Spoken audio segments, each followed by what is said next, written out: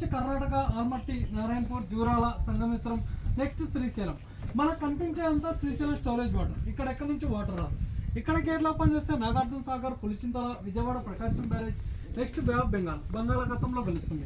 బంగాళాఖాతంలో ఎక్కడ కలుస్తుందంటే కృష్ణా డిస్టిక్ హంసలదేవి అనే ప్లేస్లో సాగర సంగమం జరుగుతుంది. కృష్ణా నది టోటల్గా 1600 కిలోమీటర్ జర్నీ చేస్తుంది. ఇక్కడ ముఖ్యంగా చెప్పేది ఏంటంటే ఇటువైపుగా 16 కిలోమీటర్లు జర్నీ చేసినట్లయితే శ్రీ అక్కమహాదేవి కేవ్స్కి వెళ్ళవచ్చు. విన్నారా పేరు అక్కమహాదేవి? ఆమె కర్ణాటక ఆడపడుచు.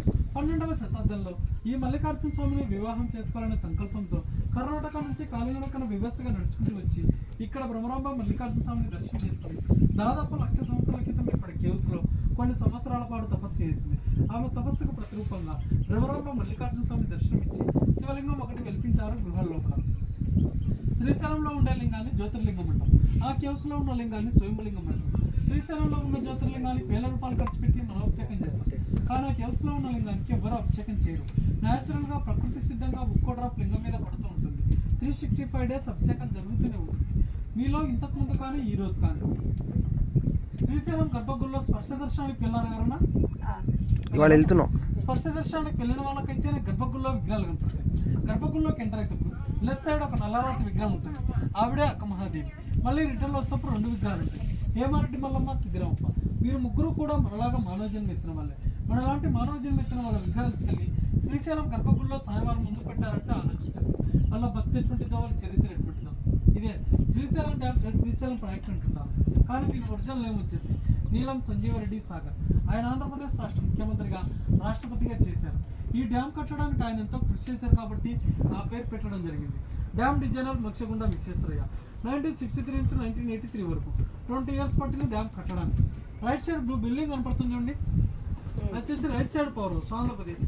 అది ఒక్కసారి జనరేట్ అయిందంటే 770 మెగావాట్స్ కంపెనీ అవుతుంది. ఇటు సైడ్ ఎల్లో బిల్డింగ్ వచ్చేసి left side power house Telangana. ఇది ఒక్కసారి జనరేట్ అయిందంటే 900 మెగావాట్స్ కంపెనీ అవుతుంది. ఫారెస్ట్ వచ్చి Nallamala forest. Present water level 810 feet ఉంది. ఇక్కడ చెట్ల మొదలు దాకా వచ్చిందంటే 885 ఫీట్ వస్తుంది. 215 TMC వాటర్ కెపాసిటీ. ఈ ప్లేస్మెంట్కే పాతాళగంగా అంటారు. కాశీ నుంచి గంగా నది అంతర్వాహినిగా భూగర్భ జలాల కింద కట్టుకోయించింది. అందుకే ఈ ప్లేస్ కొంత పైతరట్టు. మెయిన్ టెంపుల్లో దర్శనానికి వెళ్ళేటప్పుడు పెద్ద నంది ఒకటి చూసారు కదా, ఆ నందిని వచ్చేసి శనగల బసవన్న అంటారు. అలాంటి నంది ఎగ్జాక్ట్ ఈ బోటు కింద ఈశ్వరోనిక్స్లో ఒకటి ఉంది. ఈ నందిని ఉబ్బిలి బసవన్న అంటారు. డ్యామ్ కట్టకముందు దర్శనానికి వచ్చిన వాళ్ళు ఈ నందిని దర్శనం చేసుకుని వెళ్ళి అక్కడ దర్శనం చేసుకునేవాళ్ళు. డ్యామ్ కట్టిన తర్వాత వాటర్తో స్టోరేజ్ ఫుల్ అయింది, వాటర్లో మునిగిపోయింది. శ్రీశైలంలో మీరు చూడాల్సిన సైట్ సీయింగ్ ప్లేసెస్. అక్కడ కొండ మీద గోపురం కనపడుతుంది పింక్ కలర్లో,